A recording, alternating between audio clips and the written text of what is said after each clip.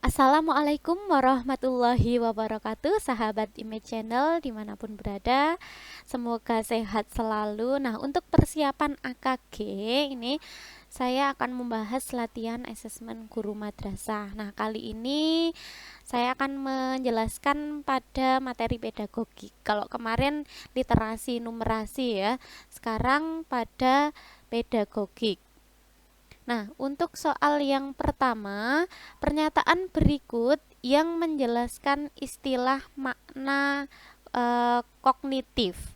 Nah, di situ ada kemampuan berkomunikasi, kemampuan berinteraksi, kemampuan untuk mengintegrasikan diri, kemampuan untuk memecahkan masalah. Jadi yang tepat untuk makna kognitif yaitu yang memecahkan masalah. Selanjutnya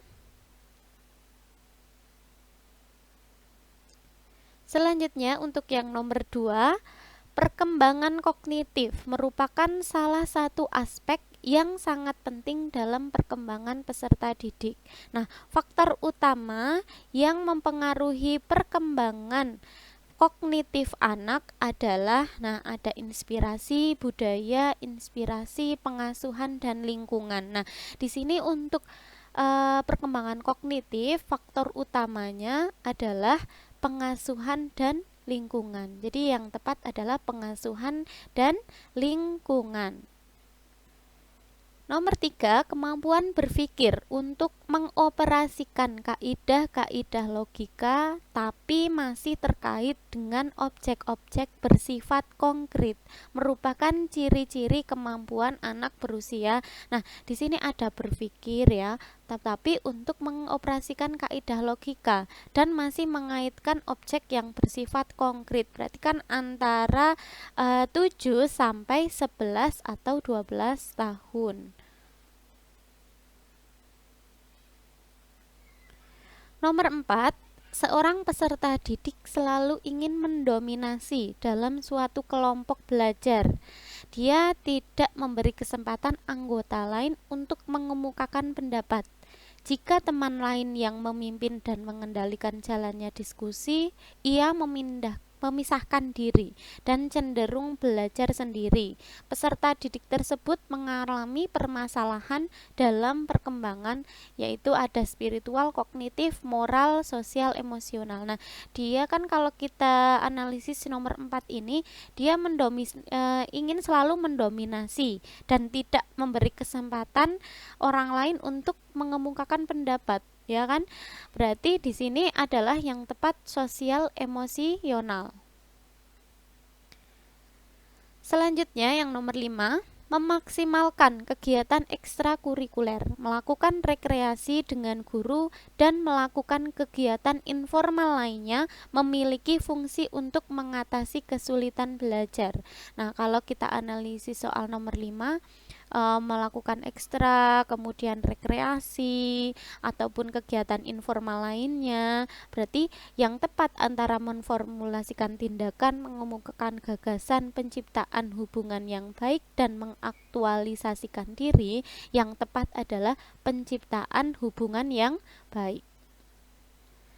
Nomor 6, seorang peserta didik mampu mendengarkan informasi yang disampaikan oleh guru, tetapi pada saat ditanya dia tidak mengerti apa yang ia dengar. Nah, berarti peserta didik tersebut mengalami kesulitan atau gangguan belajar dalam hal di sini ada kesulitan akademis, gangguan simbolik, gangguan non simbolik, gangguan sosial. Jadi kalau seorang siswa itu tidak mengerti apa yang ia dengar padahal dia mendengarkan informasi, berarti dia mengalami gangguan simbolik. Selanjutnya nomor 7, teori ini memandang belajar sebagai hasil dari pembentukan hubungan antara rangsangan dari luar atau stimulus dan balasan dari siswa atau respon yang dapat diamati. Nah, semakin sering hubungan atau bond antara rangsangan dan balasan terjadi, maka akan semakin kuatlah hubungan keduanya. Law over exercise. Teori belajar yang dimaksud adalah ada konstruktivisme, behaviorisme, humanistik, dan sibernetik. Nah, di sini yang tepat untuk teori belajar pada nomor 7 ini adalah behaviorisme. Nomor 8, pada masa kini siswa dituntut untuk dapat belajar setiap saat dan bisa terjadi dimanapun. Hal ini terjadi karena kemajuan teknologi yang memungkinkan belajar jarak jauh dalam jaringan online atau pernyataan di atas sejalan dengan teori belajar ada sibernetik, behaviorisme, konstruktivisme, dan kognitivisme. Nah, yang tepat untuk teori belajar ini adalah sibernetik. Jadi, sibernetik itu teknologi yang terjadi karena kemajuan teknologi yang memungkinkan belajar jarak jauh dalam jaringan atau online. Nomor 9, tujuan pembelajaran yang menggambarkan proses dan hasil belajar yang diharapkan dicapai oleh peserta didik sesuai dengan kompetensinya, dimuat dalam ada SKL, silabus dan RPP dan RPP. Nah, pernyataan yang tepat untuk nomor 9.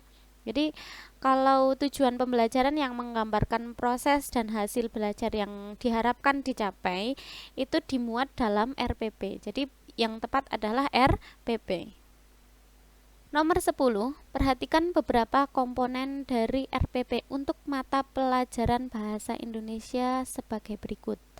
Yang pertama, kompetensi dasar, mengenalkan kegiatan bermusyawarah. Yang kedua, indikator, menyebutkan 2 ciri kegiatan bermusyawarah. Yang ketiga, tujuan pembelajaran. Setelah pelaksanaan pemilihan ketua kelas, siswa dapat menyebutkan 2 ciri kegiatan musyawarah dengan benar. Nah, berdasarkan komponen-komponen RPP tersebut, prinsip yang digunakan adalah dari A, B, C, D ini keterkaitan dan keterpaduan, kemudian memberikan umpan balik dan tindak lanjut ini kayaknya tidak ya. Kemudian mendorong partisipasi aktif peserta didik ini juga tidak. Kemudian memperhatikan perbedaan individu peserta didik ini juga tidak. Jadi yang tepat untuk komponen-komponen RPP tersebut, prinsipnya yang digunakan adalah keterkaitan dan keterpaduan.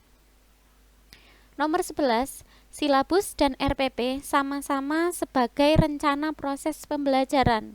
Perbedaannya adalah sebagai berikut.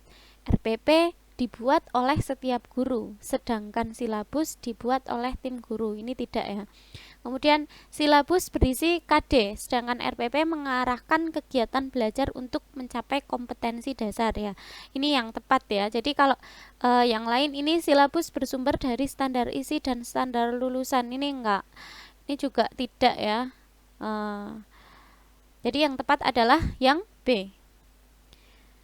Selanjutnya nomor 12. Benjamin S. Bloom mengembangkan ranah kognitif dengan urutan sebagai berikut. Nah, ada ingatan, pemahaman, sintetis, aplikasi, analisis, dan evaluasi. Ingatan, pemahaman, analisis, aplikasi, sintetis, dan evaluasi.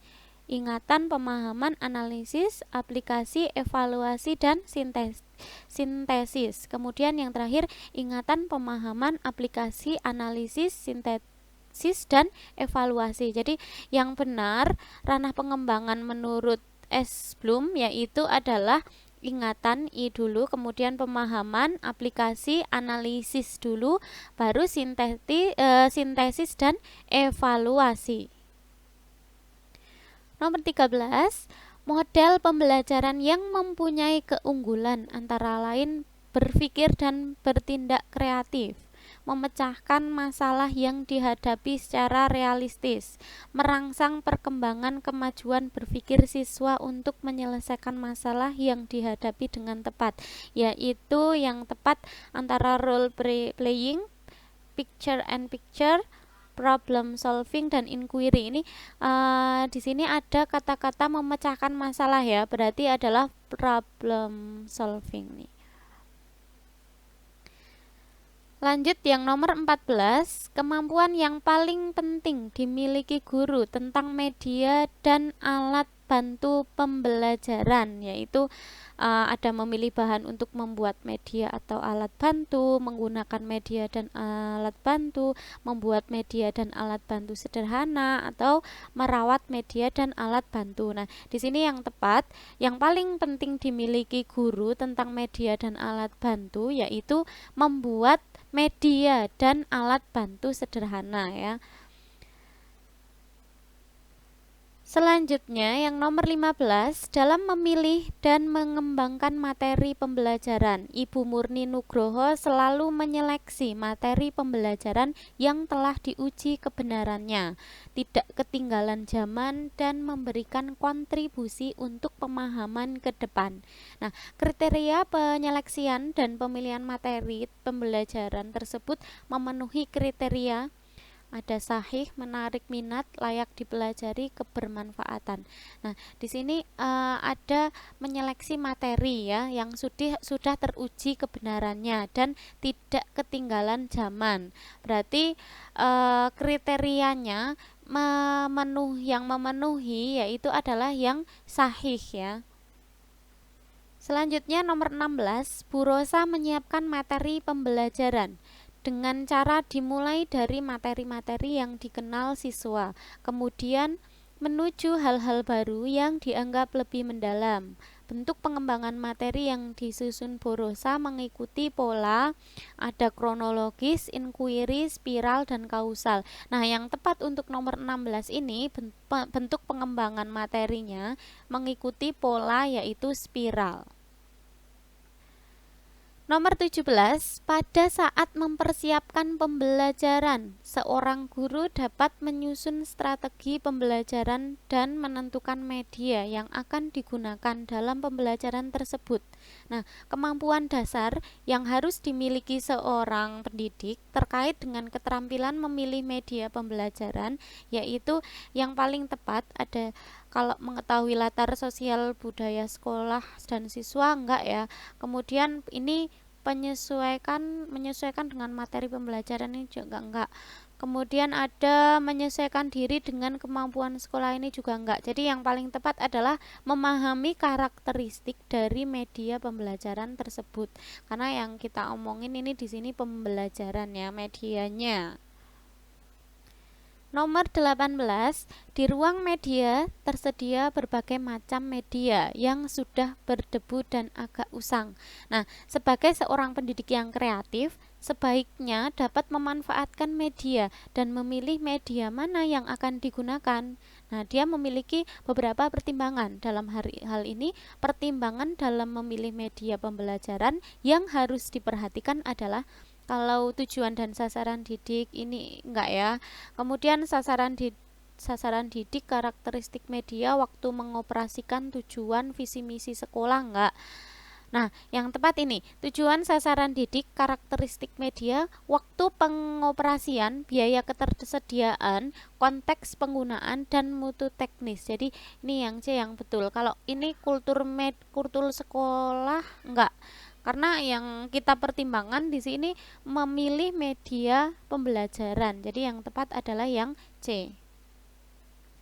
Nomor 19, seorang guru dapat menampilkan bahan tayang yang menarik diperhatikan siswa dalam pembelajaran. Jadi seorang guru tuh ingin gitu loh menampilkan bahan tayang yang menarik perhatian siswa.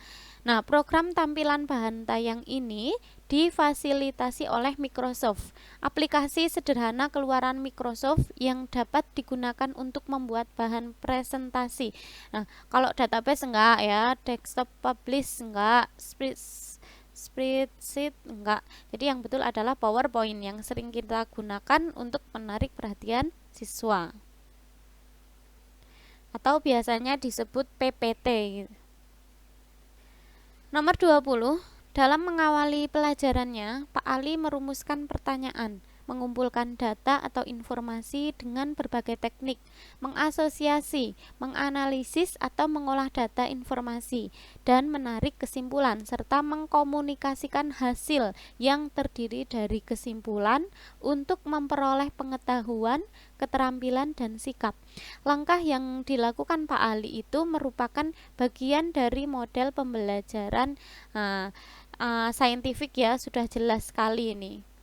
Sudah jelas sekali, nomor 20 ini saintifik. Nah, ada mengumpulkan data, mengasosiasi, kemudian menarik kesimpulan adalah saintifik.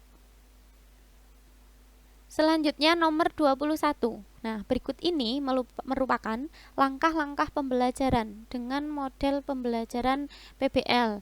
Yang pertama, penentuan pertanyaan mendasar. Yang kedua, mendesain perencanaan proyek. Yang ketiga, menyusun jadwal. Yang keempat, memonitor peserta didik dan kemajuan proyek. Yang kelima, menguji hasil. Yang keenam, mengevaluasi pengalaman. Nah, urutan yang benar di sini adalah yang pertama kan penentuan pertanyaan dulu, baru mendesain. Berarti 1, 2 ini antara A dan B ya. Kemudian menyusun jadwal, baru memonitor dulu. Selanjutnya yaitu menguji hasil, dan yang terakhir mengevaluasi pengalaman. Jadi yang benar adalah yang A.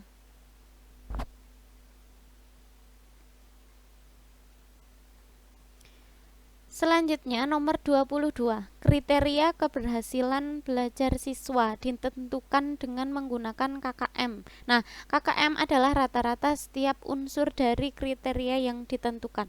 Untuk menentukan KKM diperlukan faktor-faktor. Di sini ada kemampuan guru, tingkat kesulitan KD dan indeks siswa ini tidak. Kemudian kompleksitas indikator, daya dukung, dan indeks siswa. Nah, yang betul ini ya, yang lain tidak. Jadi KKM itu faktor-faktor penentuannya dari kompleksitas indikator, daya dukung, dan indeks. Nomor 23, instrumen yang digunakan untuk menilai perilaku siswa dalam proses pembelajaran adalah, nah sudah jelas sekali ya, kalau untuk menilai siswa instrumennya menggunakan pedoman observasi. Nomor 24, berdasarkan data hasil evaluasi pembelajaran tentang memahami teks anekdot, ternyata hasilnya tidak maksimal dari 30 siswa. Dari 30 siswa dinyatakan belum tuntas sejumlah 15 sehingga mengikuti program remedial. Sedangkan yang dinyatakan tuntas sejumlah 15 orang mengikuti program pengayaan.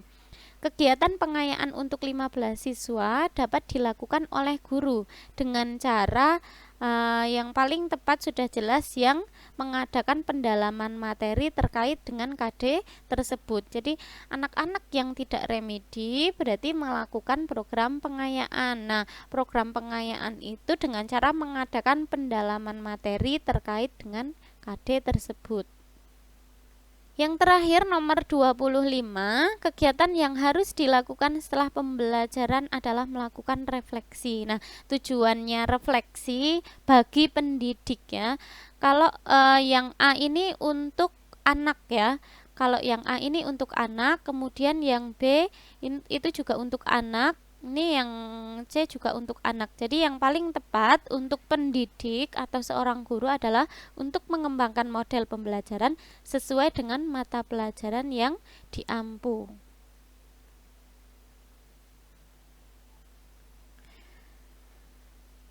Nah, sekian untuk video kali ini. Semoga bermanfaat. Silahkan yang baru bergabung silahkan subscribe agar saya semakin semangat untuk membuat konten-konten agar tercapainya dunia pendidikan yang selalu berinovasi. Sekian, wassalamualaikum warahmatullahi wabarakatuh.